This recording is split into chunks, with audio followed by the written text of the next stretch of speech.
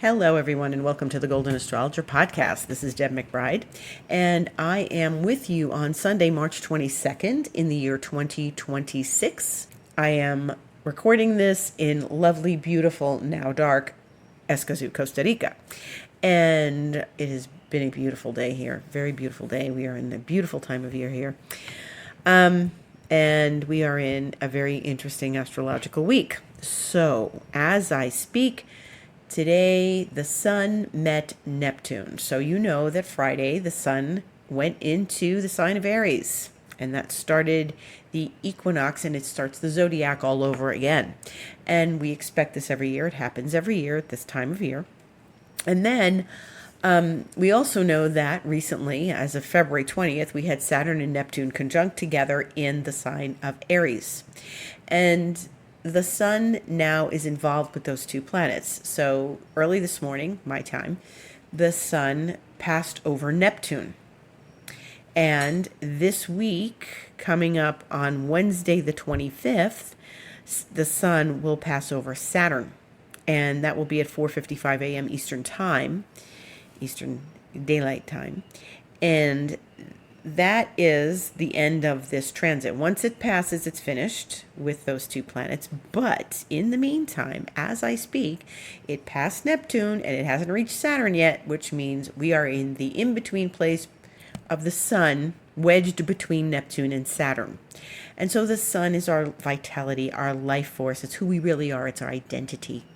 And our identity in Aries, the Sun in Aries is exalted, and it loves to be in Aries. It does rule Leo, but it loves being in Aries, and it's strong and in a good place. So the Sun will manage itself very well, thank you. But it passed over Neptune, which is a very intuitive moment, a psychic moment, a intuitive feeling that you may have, a vision, something in meditation that you may have received. And it's very possible you get a message from, the beyond. And it also is possible that you are, deep in a process which the Sun and Neptune can bring. And oftentimes we are in a sort of an enlightening moment with Sun and Neptune, meaning we get information, we open the door to a psychic experience. I've had Sun-Neptune experiences in the last years where, the day of, I say, well, it's a good day to do a meditation, and I get a deep vision. One time it opened up like a movie. I was doing a meditation, and I was doing it for me, and it was a whole scenario I was watching about someone else's life and giving me information about that person that was valuable. And so I think that you can tap into this energy if you so desire while Sun is with Neptune. And it's going to be, with Neptune like tomorrow too. This is still a conjunction. But it is in this place of being wedged between Neptune and Saturn. This isn't what we classically call besieged, but it is in a place where it's leaving the visionary, the spirit, the energetic, and moving to the concrete, the more critical, the more, structured feeling. Neptune is not structured, Saturn is. So while the Sun is moving in this place, it's holding its energy between the vision and the reality, or the what might feel like not a vision, maybe more it's denial or something, and then a slap in the face. Or it could be that. It could be, it's wonderful, slap. Oh, I didn't see it properly. It could be that. It could be a lot of things. It could be a memory that comes back to you that is both poignant and harsh, or poignant and grief oriented, or something between those two energies. And so we work with this energy these next few days, and we see it, own it, connect with it, hold it, be with it, and be with it. And that is the most important thing, is to be with this. It will bring up something for everyone in their in their chart somewhere. So if you don't know where that is, you come see me or another good astrologer, and they tell you where that Saturn and Neptune are sitting for you and how the sun is affecting you, and how that is working through your chart. Now, you may be in Aries, and this is very powerful. You may be someone where this provokes a certain aspect of your chart, and it is very powerful for you. It's poignant. It's a moment. And so pay attention. This is something not to be missed. It's revealing information. And not so much in the Mercury sense, although Mercury is still with the North Node and will be till Tuesday, Wednesday, but this is a sense of something that happened in your life, or is happening in your life, or is going to happen in your life. And maybe you are moving into, for example, a different stage of a relationship where you're going from the romantic stage to the serious stage. That could be this too. So it depends on where it lands. It depends on where you are in your life and what this indicates for you, and what your chart looks like and how this presents itself to you. And somewhere there's a recurrence in this because you've experienced something like this. The Sun and Saturn have come together before in our lives. The Sun and Neptune have come together before in our lives. So there's something in this for each of you. It is inevitably something powerful. Saturn and Neptune together are a powerful duo.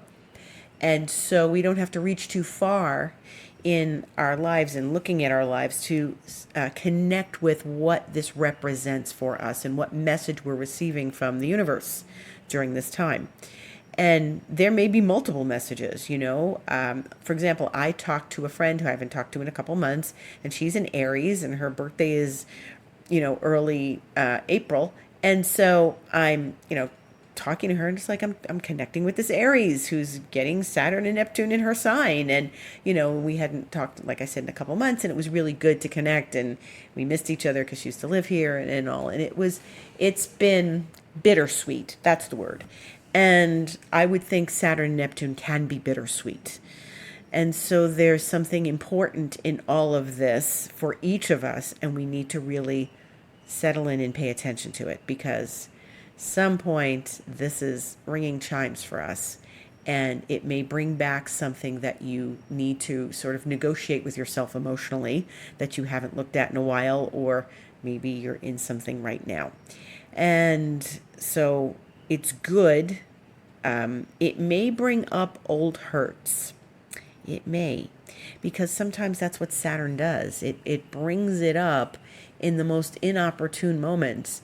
And probably because we're feeling safe in our body in that moment, we felt safe. But also that, we need to sort of connect with whatever happened in our past that this is reminding us of. And why I say old hurts, like I said, Saturn can do that. But also, there's a few things going on that accompany this. First of all, the moon is getting ready to conjunct Uranus, which is always like some burst of emotion somehow, some way. And perhaps it brings up a burst of emotion that reminds you of a past time. So that'll shake things up, rattle things up a little bit. And then there's Venus and Chiron.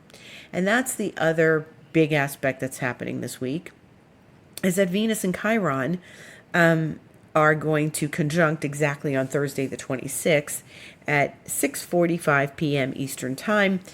And just because it's Thursday and today's only Sunday doesn't mean it's not happening yet. Because when I look at them right here in front of me on my chart wheel, they're about 4 degrees apart, and that's important. That means they're close, and that Venus Chiron, if you are a Venus Chiron person like I am, you are going to be reminded of some things that were particularly poignant in your life, or bittersweet in your life. So this is an interesting week, and it's full of representation and symbolism and emotional connection to things. And the question is, how long do you want to react to it? How long do you want to spend remembering it? How long do you want to understand and connect, and if it needs to be healed, because Venus Chiron can be very healing too. This is my healer qualities as well. I have, like I said, Venus and Chiron together in my chart in Pisces. That's the part of me that's a healer, and it's other things too. But these aspects between the planets indicates a lot of a variety of things that we can express in different moments in our lives. Maybe my healing qualities will be of use to someone this week. Maybe they'll be of use to me. Maybe I'll be supportive of someone. Maybe someone will be supportive of me, and it also, that is also a bittersweet thing as well. So this is a very profound and deep time.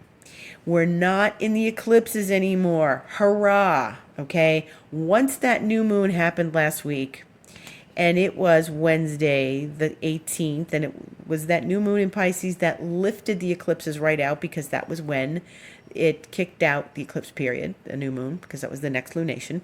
I have to say, it was very interesting because I felt it just lift and leave, and it was almost invisible. It just swept out like a breeze. Okay? And that's Pisces. It just happens when you're not paying attention, when you're not looking for it, when you're not wondering when this eclipse period is going to finally go away. It was nothing dramatic. It just glided out of awareness. This was so easy to leave and so complicated right before that. And, so when I say this is a very profound time for us, and we're looking at Sun and Saturn, and we're looking at Venus and Chiron and Sun and Neptune, this is also not experiencing the energy of the eclipses anymore. So we're beyond it. And I feel that. I feel being beyond the eclipses. I feel that we have passed this and we're moving on. Where this is post-eclipse, no more hangover, post-eclipse, moving on with our lives.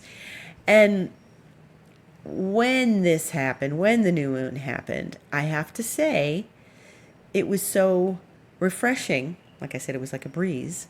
It was so refreshing. It was very clear to me, and I'm paying attention to this, of course. It was very clear that the eclipses were deeply irritating, profoundly energetic, very intense, and they were just hanging in there right until the last minute. And eclipses do this, and this is why the ancients felt they were malefic. The sun would disappear. The moon would disappear. What's happening? They didn't have, the internet and the astronomical weather to tell them, oh, there's an eclipse and this is what happens. It's an astronomical phenomena. They didn't have that. And so imagine the sun god vanishes and it comes back. So the light comes back after the eclipse.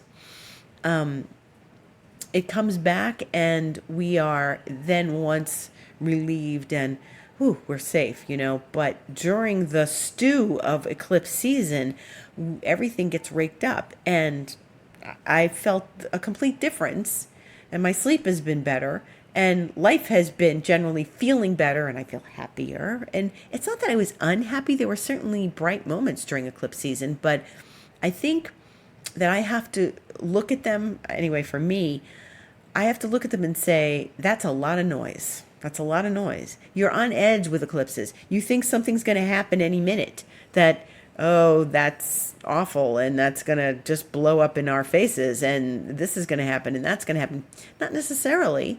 It's just uncomfortable, and we are dealing with a level of emotions that we'd rather not be having interrupt us in our day. And I would say that when I felt anyway, when you're trying to get something done during eclipse periods, especially with Mercury retrograde, you keep getting interrupted and things like get in the way, and they are not really fruitful. They're just detours and things that got in the way of your energies and of your progress, right?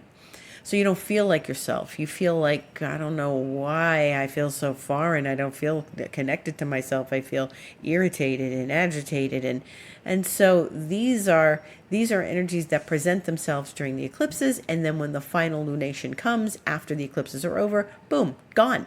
But like I said, this was a Pisces lunation, and so things just sort of floated away in the mist when we weren't paying attention. It's like, oh yeah, hey.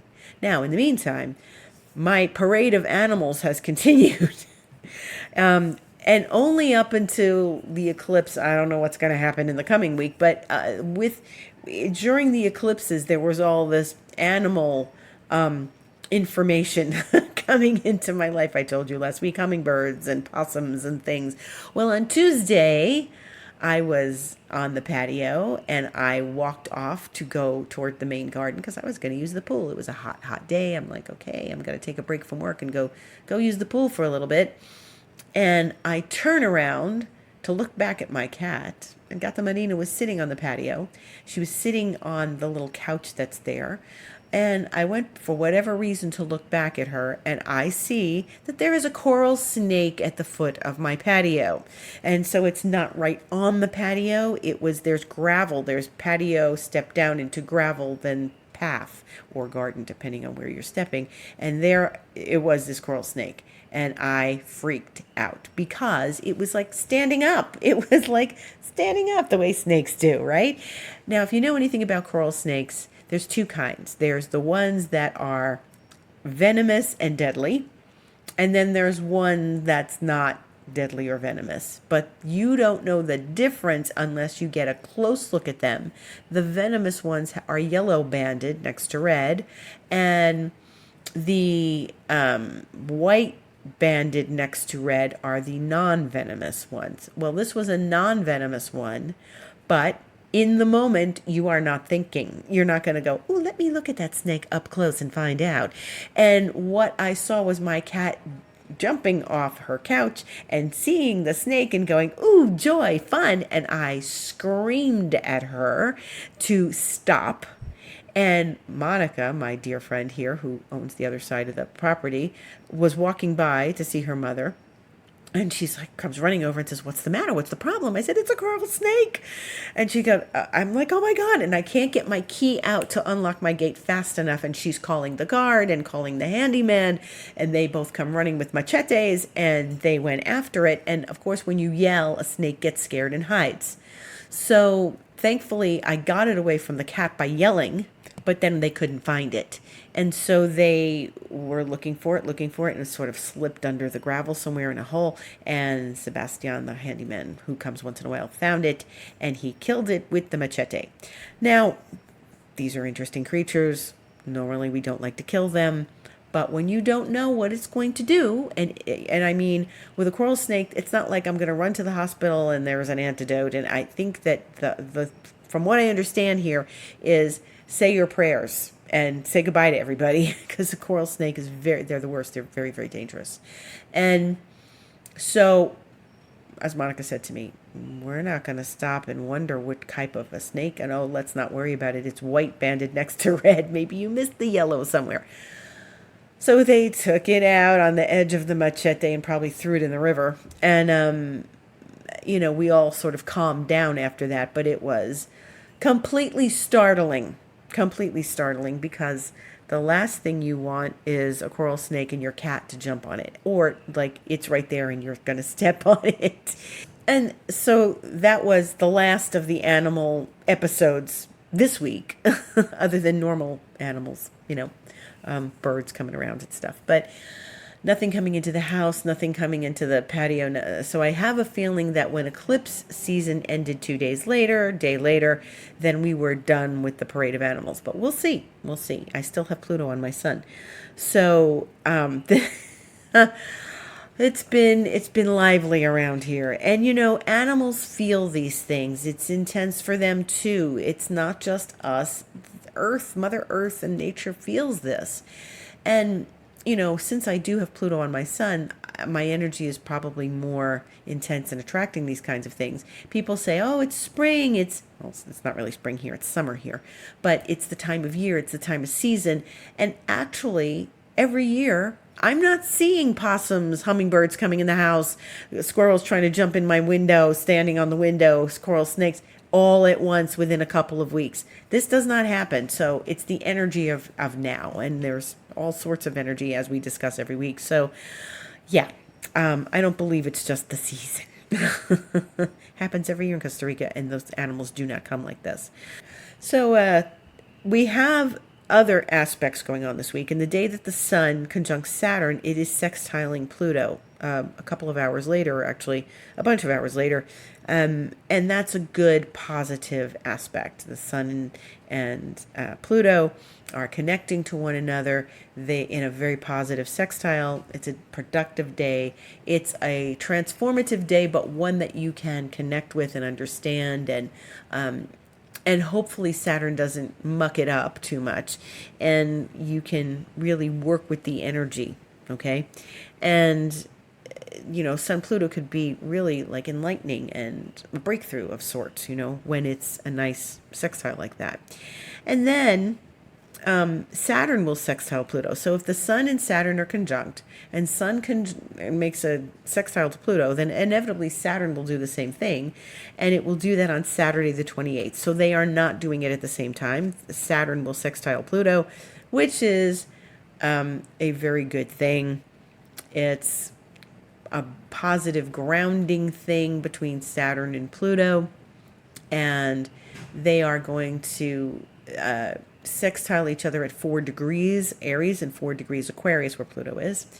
And so Saturn is structure, Pluto is transformation, and there could be a very good transformation in our lives that is powerful and brings us to the next level of achievement in our lives. So they are in a sextile. That is a flowing aspect. It's like every other sign. So, Aquarius, Pisces, Aries. So that Pisces is in between. It's a 60-degree aspect, meaning that Pluto is in one sign and 2 signs away is Saturn. So that's a positive aspect.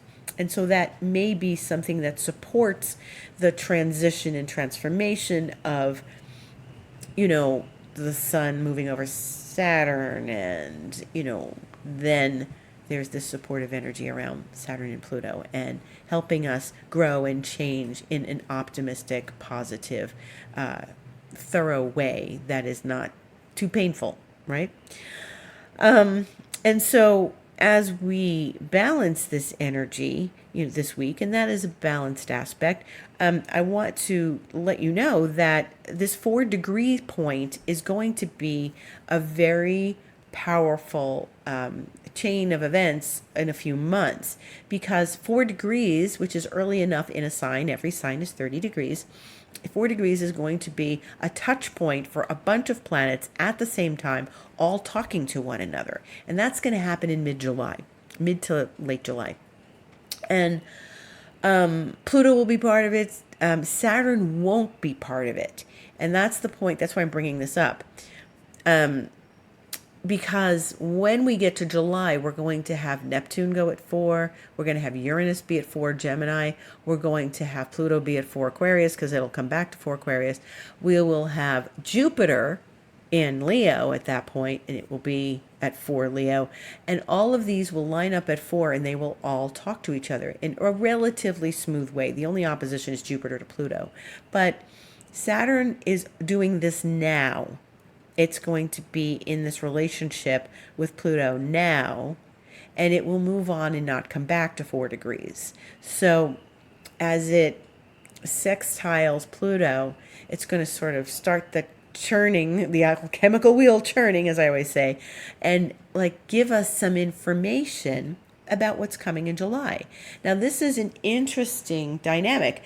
What's going to happen in July is there's what they call a locomotive, things right next to each other, but this is more like a semicircle. I think maybe this would be called a bucket, because it will be, one planet at 4 degrees Aries, one planet at 4 degrees Gemini, again, every other sign, one planet at 4 degrees Aquarius, and that'll be making a trine to the planet at 4 degrees Gemini. So this is all smooth relationship, and then Jupiter on the other side of the wheel making a relationship at 4 degrees as well. So then when the moon comes in and does something at 4 degrees during those days, it will chime in with all of this. And the sun will go to about 4 degrees Leo in those days. Maybe they'll be a little off. Maybe Jupiter will have moved to 5 or something, but then the sun will come in. So 4 degrees is an important point this year, and it's something important to pay attention to. So this is why I want to bring it to everyone's attention now, because Sun and Saturn will meet at 4 degrees of Aries, and Sun and Pluto will then sextile at 4 degrees Aries and Aquarius, and then Saturn at 4 degrees will sextile Pluto in 4 degrees Aquarius. So if you have something at 4 degrees, Aries, Aquarius, this is going to be important for you, and it could be supportive for you too, because these are sextiles. They are smooth flowing aspects that open the door to opportunities. So we like this. Okay, now the other thing I want to say is that if you have planets opposite this, 4 degrees Libra, well, sure, that means you're born in September, late September. Yes, you could have a planet. You could even have the moon there. You could have Venus there. You could have Jupiter at 4 degrees Libra. But if you have something at 4 degrees Libra, you're going to get a direct hit from this, because that Saturn and Sun are happening opposite sign of Aries, right? And then, 4 degrees Leo, if you have something, and Taurus, Scorpio, Capricorn, Cancer. This is a very powerful dynamic, and we want you to just, again, I want you to pay attention to how things move, and if doors open, if opportunities present themselves, if you feel that you are being given some opportunity, or a door is opening for you, well, by all means, start to walk through it. This is important. So this is something to pay attention. There's a lot to pay attention to this week, and it could be very subtle. See, it's not like that big smack in the face of, squares and oppositions and things. This is all sextiles. These are all smooth aspects. This is why I'm saying they're opportunities, and they could be opportunities that we miss, because smooth and flowing aspects don't always wave a big flag saying, hey, come this way, the door is open, unless you've got planets there. But I want you to look for opportunities that could be pleasant and helpful, especially around your work, because it's Saturn, and Saturn and Pluto. This is about ambition and achievement. And those are ambitious planets, Those are planets that want power and status. And so if you're looking at promotions, you're going to get a promotion at work, or you're going to elevate your position in your job, or your business is expanding. These things are important to pay attention to, because Saturn and Pluto are ambitious planets. And, but Pluto is always about transformation, right? So we are working with maybe transforming to the next level. Maybe you have been working really hard, and you are going to the next level with your work, and it's going to be deeply fulfilling, right? So that could be something too.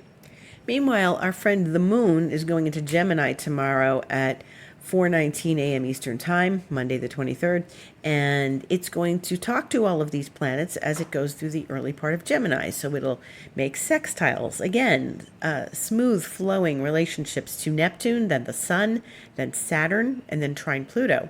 And that's a good portion of tomorrow, really, from the wee hours of the morning till about early afternoon Eastern Time, 12:44 p.m., when the moon trines Pluto. But all tomorrow morning, there's going to be some very smooth flowing, productive relationships with the moon, which governs our everyday habits and things in Gemini. And then later in the week, there will be some, again, productive energies as the moon goes into Leo on Friday, and that'll be at 10:10 a.m. Eastern Time, and it does the same kind of thing, except instead of sextiles, it'll be trines. So there'll be these nice trines with Neptune and with Saturn and with the Sun, but there is an opposition to Pluto in there, and they'll be going on really all day from the morning till later at night. And so these are good productive times. In the in between, like first there's Gemini, at the end of the week there's Leo, there's Cancer. The moon will go into Cancer, its own sign, and it will, provoke those planets a little bit. So there might be a little bit of stickiness in between Wednesday and Thursday when the moon is in Cancer. But yes, this is more productivity with the sun and the moon touching one another and being in good relationship to one another. That's very positive. So I think this is an interesting week. I think there's a mixed energy. There's productivity available to us this week, and some very positive uses of this energy. But then there's a little bit of ouch with Sun, Saturn, and Venus, Chiron. You may already be feeling it. I know I'm already feeling it. But again, I'm sensitive to these things. So, it's a good week to really pay attention, tune into yourself, listen to your gut. And things are clearer now because Mercury is direct. Friday afternoon, Mercury went direct from retrograde, and it's still going to be at 8 degrees. And by like Tuesday, Wednesday, it will really move off that 8 degrees, go to 9 degrees Pisces, and start to move off that north node and move on and get past, where it's stationed. But we still have a little ways before it gets out of its shadow. But boy, that was some station. Friday afternoon. Friday I went to get my hair cut. I left here half an hour before my appointment. It took me 8 minutes in an Uber to get to where I was going. And then when it came time to get back, there was so much crazy traffic, and I don't even think accidents. There's so much crazy traffic. Who knows what was going on, but I did some shopping where I was, and I could not get home. It took me 90 minutes to get home, and that was all happening while Mercury was going direct. Because I started to call an Uber, and they got stuck in traffic, and then they canceled on me, and it just kept happening. And I was standing there as Mercury was standing still, and I said, I don't know if I'm going to be able to get home. I don't know how I'm going to be able to get home. I might get stuck here all day. I think I might not be able to get home. But I had to have patience and persistence, and I then got an Uber that was coming in to drop someone off where I was in the shopping center, and then picked me up. But it took us another 45 minutes to get home, and we took the back road to get home. And it should have taken 8 minutes to get home, just like it took 8 minutes to get there, right? That was Mercury station direct for me. So, yes, we're past that. We're past eclipses. I feel relieved. We have other challenges this week, but we also have some good, positive, supportive energies that are giving us reason to pick ourselves up and move forward. Thank you so much for listening. If you'd like to know where this is all happening in your chart, please contact me and book a session. Don't be shy. One-to-one sessions are good and helpful. You can go to my website, thegoldenastrologer.com, and click book online, and you will get a variety of appointments to make with me. You can also do a Reiki session, and maybe that will help you clear the cobwebs and clear out all the old energies that we've been experiencing these last weeks, and how we can just move forward from these, intense weeks that we've had.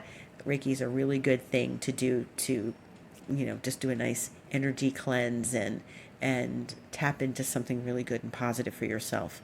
And, expansion mentoring is always available if you'd like to work with me longer, 3 months, 6 months, 12 months. I welcome you and invite you, but you can book a session there. I'm on Instagram, The Golden Astrologer, and I welcome you to always email me if you have things to say, questions, info@thegoldenastrologer.com or deb@debmcbride.com. Blessings to you. Gratitude for listening. Have a beautiful week. Enjoy all of the positive aspects and work with that Saturn energy and get yourself directed and focused and committed to a new plan. Thank you for listening. Have a beautiful week.